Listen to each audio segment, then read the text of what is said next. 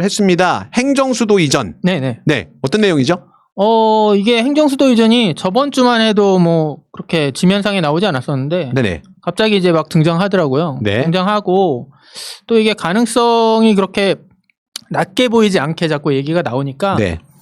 저도 행정수도 이전을 응원하는 마음으로 이게 원래 노무현 대통령이 대선 공약으로 거신 거잖아요. 그렇죠.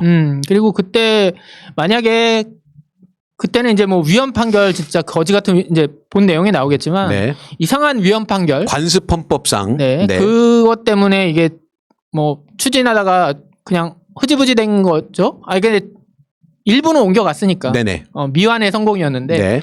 이번에 완료할 수 있으면 좋겠다. 그리고 만약에 그때 그 행정수도를 네. 이전을 했었으면 네.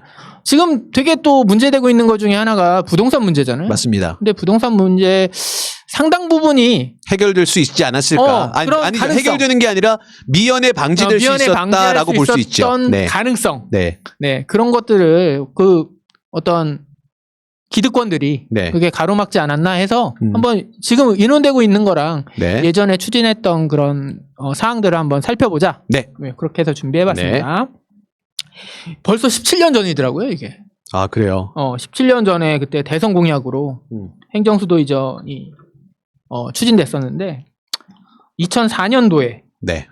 신행정수도의 건설을 위한 특별조치법. 근데 이게 그 노무현 대통령 그때 후보였죠. 당시에 후보가 네. 유세 활동 중에 수도권 집중 억제와 낙후된 지역 경제를 해결하기 위해 청와대와 정부 부처를 충청권으로 옮기겠다. 근데 그때 당시에 이제 야권에서는 네. 그때 당시에는 이제 뭐 야권에서 볼 땐 이게 그렇게 빅이슈라고 생각하지 않았나 봐요. 그렇죠. 그랬다가 이게 충청도 표가 확 가면서 그렇죠. 대선에 졌잖아요, 본인들이. 네. 그 참패에 대한 지금 그 기억을 가지고 있단 말이에요. 지금 그 야당은 그때 어떤 일이 일어났는지를 알고 있기 때문에 네. 그때처럼 뭐 경시하고 있진 않아요. 그래서 지금 일들이 벌어지고 있고. 근데 그때 당시에도 국회에서도 그렇게 많이 반대하거나 그러지 않았더라고요. 네. 그때 신행정수도법을 찬성 167표, 반대 13표, 기권 14표로 통과시켰어요. 네. 그러니까 뭐 그때 당시에도 국회 뭐 기권들도 있었겠고 뭐 하지만 찬성표가 많잖아요. 일단 당위성이 문제가 된다라고 하면 모든 조건들을 따져봤을 때 행정수도 이전이다라고 하는 거는 모든 면에서 다 긍정적인 효과들만 보이잖아요. 네네. 그러니까 이제 섣불리 반대하기가 되게 좀 애매한 입장이었겠죠. 그 당시에도. 그래도 뭐 수도권 의원들은 또 자기 표를 생각했으면 반대할 수도 있는데. 네네. 네, 하여튼 그렇게 됐어요. 그리고 그게 2004년 1월 16일에 공포되고 8월 11일에 정부가 이제 추진을 하기 시작했는데 네. 이게 이제 뜻하지 않게 헌법재판소에서 위헌 판결이 났거든요.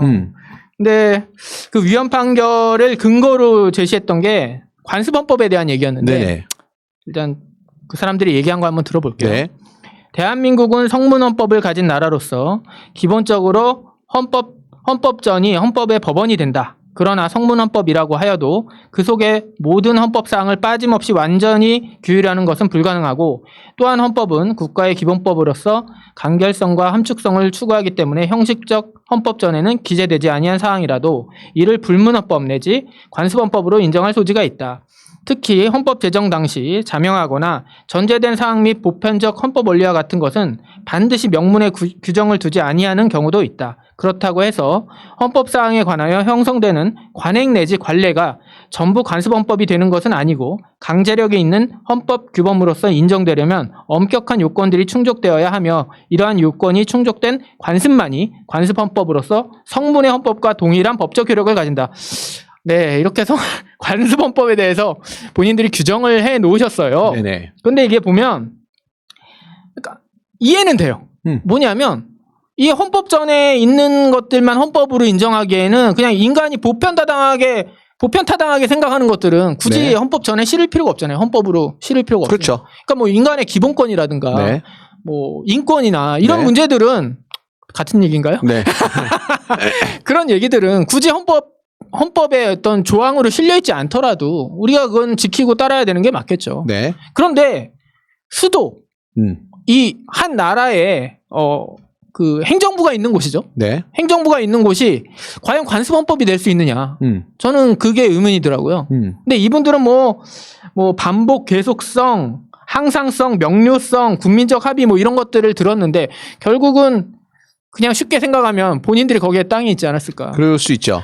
그리고 이제 이 사람들이 굉장히 근시안적인 게 네. 시야를 좀 넓혀서 고려로 가고 네. 또 삼국시대로 가고 맞습니다. 그러면 관습헌법이다라고 관습을 언제부터로 잡느냐에 따라서 네. 그럼 말도 안 되는 그 논란이 가능한 거잖아요. 그렇죠. 그리고 뭐 사대문안이 수도 네. 아닌가요? 그러면 네, 그렇죠. 또 사대문안에서도 뭐 또 그렇죠. 따질 수 있는 네. 거고 이게 언제부터 이 땅에 그 여기까지는 수도고 거기가 아닌 곳은 수도가 아니고 이게 그걸 누가 본인들이 그 정할 수 있는 것도 아니고 사람들이 지금 서울을 수도라고 하는 거는 서울이 수도니까 수도라고 하는 거죠. 그렇죠. 근데 만약에 세종시가 수도가 되면 네. 세종시가 수도라고 하겠지. 그렇죠. 그거를 막 이거는 헌법처럼 그냥 옮길 수 없는 그냥 여기는 무조건 수도야. 네. 제가 이제 조금 다른 얘기긴 한데 제가 이제 마당 있는 집에 살 때 네. 개를 키웠습니다. 네. 근데 이제 그 아파트로 이사를 가면서 개가 크다 보니까 데려갈 수가 없더라고요. 네. 근데 이제 개가 그 누굴 주기로 했는데 안 가요. 계속 안 가고 너무 가슴 아프고 짠한 거예요. 근데 그래서 혹시나 몰라갖고 그 개집을 갖고 가라고. 네. 근데 그 개를 데려다 키우기로 한 친구가 그 차에다가 개집을 갖다 실었거든요. 네. 근데 개가 따라가더라고요, 바로. 지금 그러면은 뭐 청와대가 옮겨간다고 할 때 청와대가 개집이고 뭐 그럴 수도 있다. 그런 비유는 일단 아니시죠? 옮겨가면 또 그렇게 사라지고 거기가 수도가 되는 거예요. 그러니까요. 그때 어정쩡하게 옮기는 바람에 어떤 네네. 일이 벌어졌냐면 지금 세종시에 뭐 여러 기관들이 가 있잖아요. 네네. 글로 출퇴근하는 사람들이 많아요. 많죠. 그러니까 오히려 이걸 길바닥에 시간을 낭비하는 거고 네네. 그때 불만도 많았고 이게 또 오래 지속되지 못할 거다. 네. 막 이런 얘기가 있어서 서울에 집을 가지고 있고 네. 그 다음에 거기에 다시 집을 가지면서 전세 살고 그쪽에. 전세를 네. 살거나 아니면 또 집을 하나 하면서 뭐 1가구 2주택은 어쩔 수 없이 허용돼야 그렇지. 되는 식으로 교육 때문에 어쩔 수 없다. 네, 뭐 네, 이렇게 네. 얘기하겠죠. 예. 그 뭐 인프라가 뭐 없네 어쩌네 했는데 지금은 거의 인프라가 다 구축돼 있을 거예요. 네네. 그리고 이게 낭비잖아요. 네. 서울로 출퇴근을 하면서 거기에 한다는 자체가. 네. 그럼 본인들이 이제 선택을 해야죠. 네. 그때도 사실은 좀 강경론자들은 아니 그냥 다 가고 네.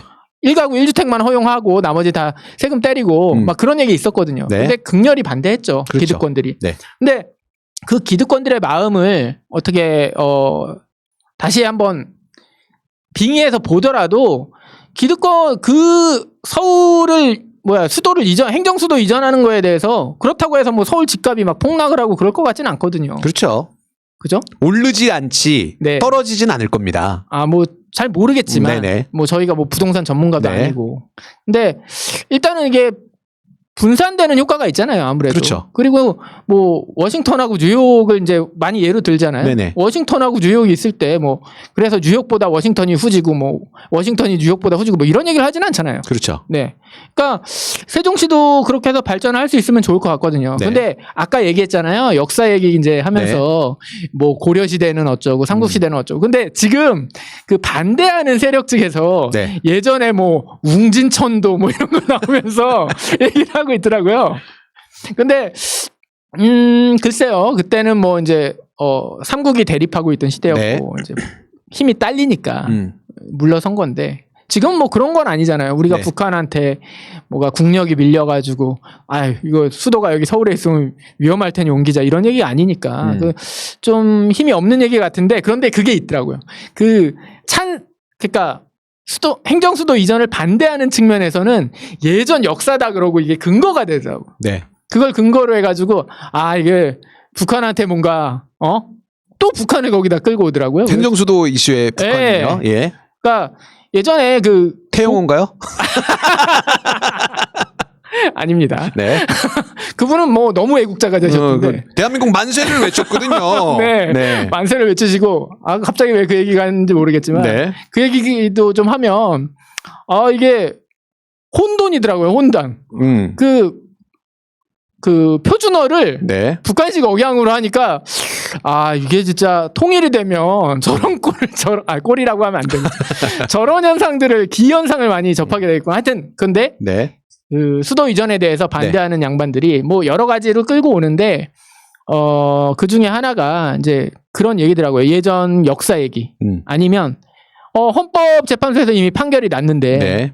이거 어떻게 뒤집을 거냐 네. 뭐 이런 얘기도 있고 그거는 우리 편 쪽에서도 나오는 게 있어요. 네네.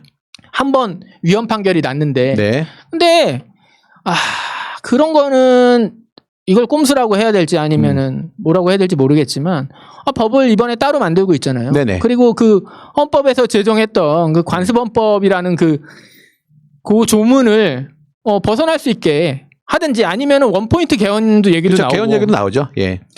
그러면은 뭐 수도는 서울이다 이거가 아니라 수도는 뭐 어쩌고 저쩌고 해가지고 이러이러한 곳에 네네. 다 새로 규정을 해가지고 헌법을 고치면 그러면 상관없는 거잖아요. 그렇죠. 그리고 지금 헌법을 고칠 수 있을 것도 같아요. 왜냐하면 야당 쪽에서 아까 얘기했지만 네. 반대만 하기에는 그 그렇죠. 충청권에 이해관계가 걸려 있죠. 또 네네. 우리 또 정진석 의원 같은 경우에 네. 그렇게 디스하다가 네. 행정수도는 뭐 그것도 괜찮지 뭐 이런 스탠스를 또 솔직히 이제 보이기 속으로는 때문에. 아싸 그렇죠. 그러면서 네네. 네, 그런데 이제 너무 그렇게 좋아하면 김종인이 또 화를 낼 테니까. 그렇죠. 안 된다고 봐요. 그분은 말투가 되게 재밌던데. 네. 하여튼 그 행정수도 이전에 대해서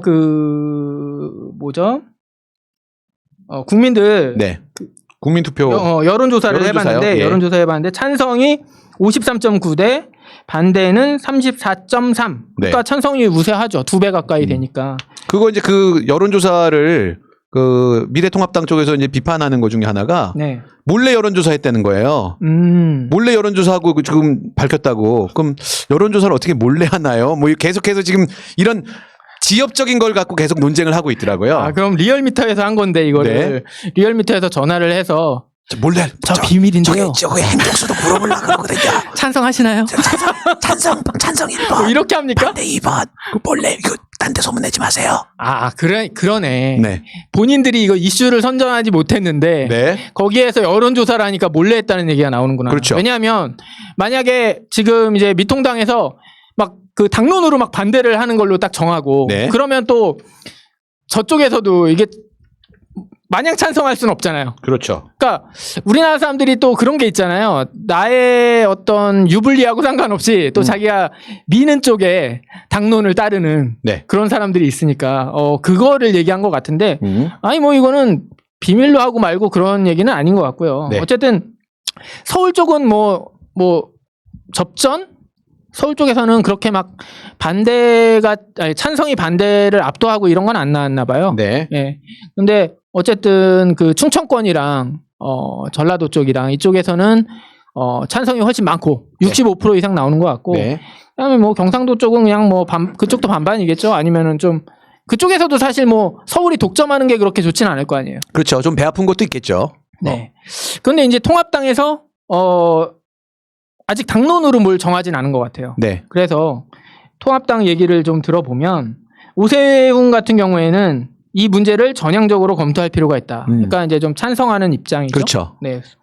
그다음에 정진석은 아까도 얘기했지만 네. 국회에서 개헌을 포함한 이 문제를 공론화하는 데 찬성한다. 국회